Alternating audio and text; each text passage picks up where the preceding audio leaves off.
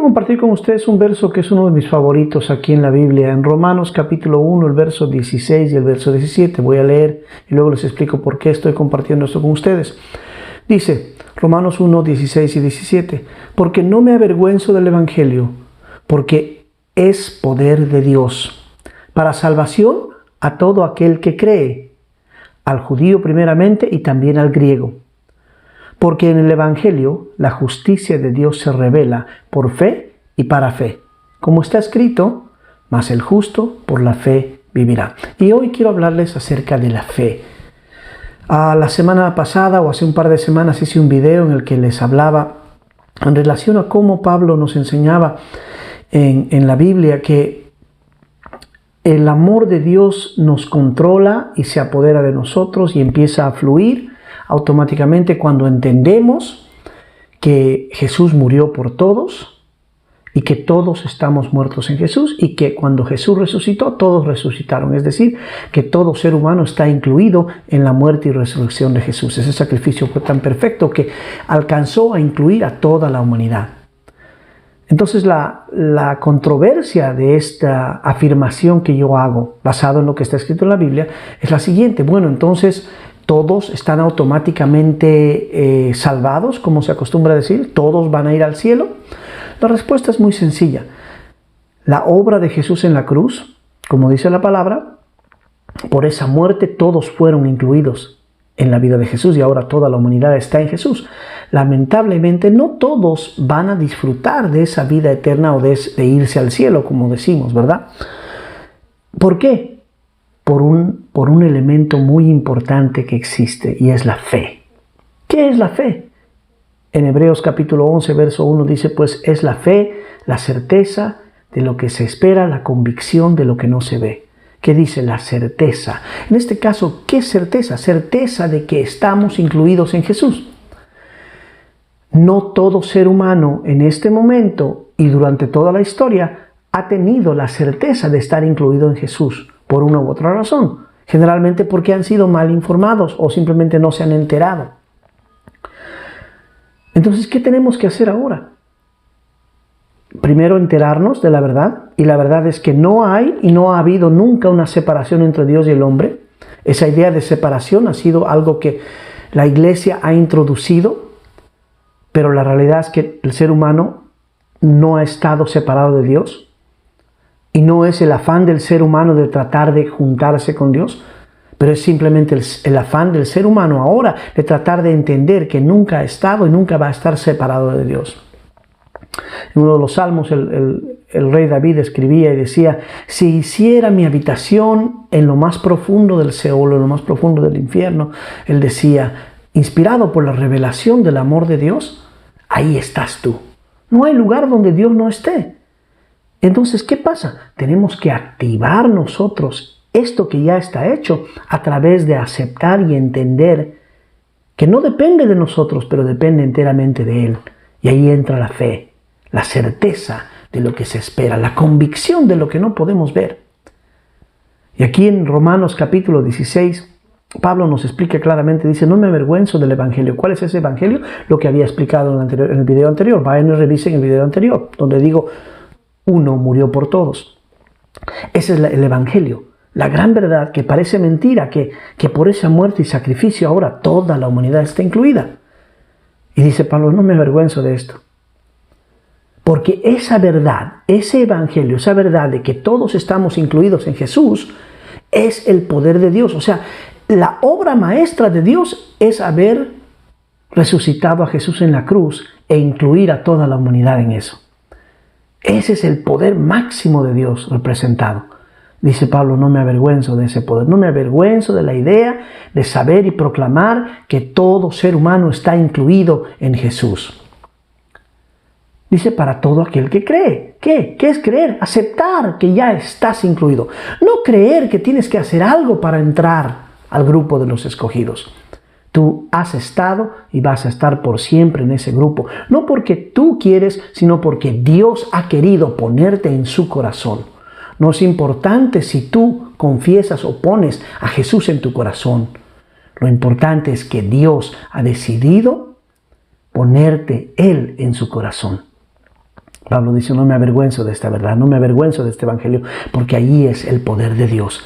Dice, para todo aquel que cree, el poder de Dios fluye basado en lo que ya está hecho, en la realidad de que estamos en Cristo.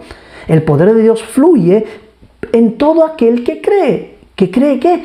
Que está en Cristo, que está escogido, que está unido a Dios.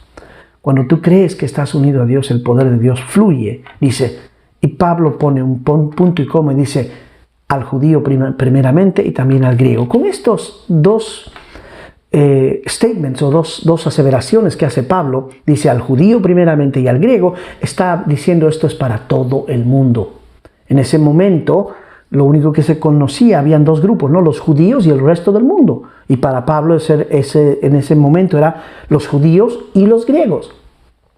Denotando que esto que Pablo está diciendo es aplicable para todo el mundo. La diferencia y el problema está que no todos lo creen, no todos lo quieren aceptar.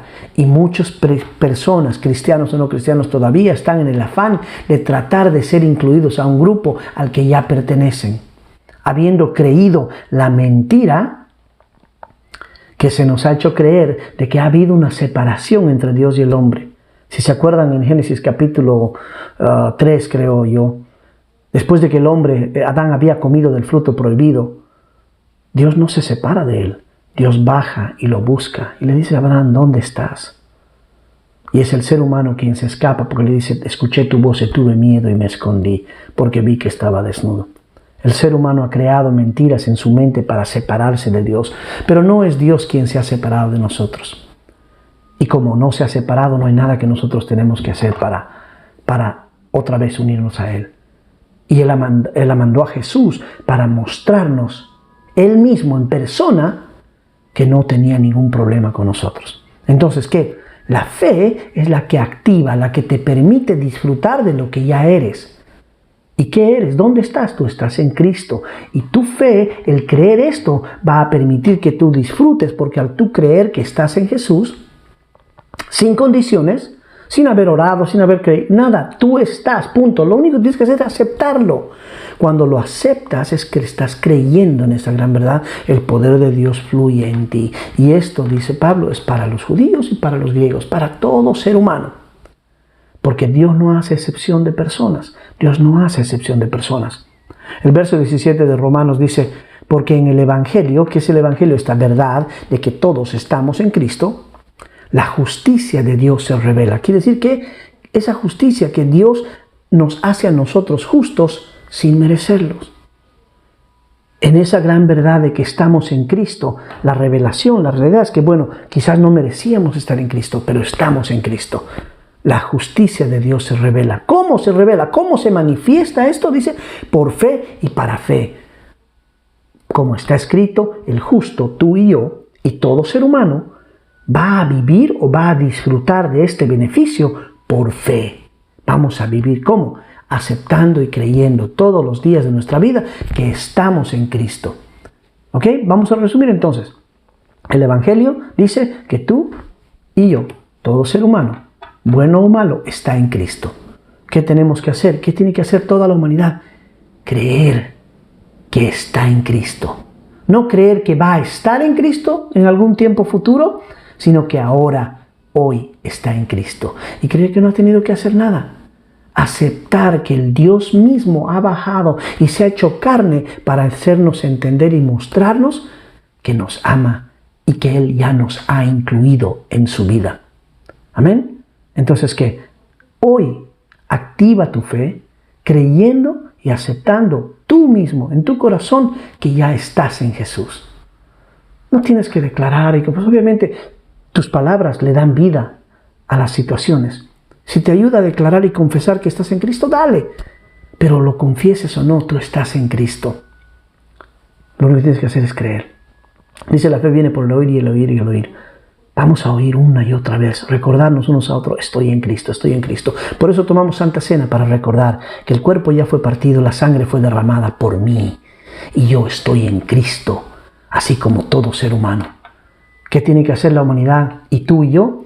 Activar esa realidad para disfrutar de los beneficios. Simplemente teniendo esa fe pequeña como un grano de mostaza, para entender en nuestros corazones que a pesar de todo lo que somos, estamos en Cristo. Amén. Activemos nuestra fe creyendo que estamos en Cristo y punto. Amén. Escuchen este video una vez más, revisen el video anterior en el que les hablo en relación a la muerte de uno para beneficio de todos, y a través de esa muerte y resurrección todos están beneficiados. Revisen ese video de hace 2 semanas, por favor. Pero recuerda, estás en Cristo, lo único que tienes que hacer es creer que estás en Cristo y disfrutar de lo que ya eres y de la posición en la que estás. Amén. Bueno, muchas gracias. Bendiciones. Adiós.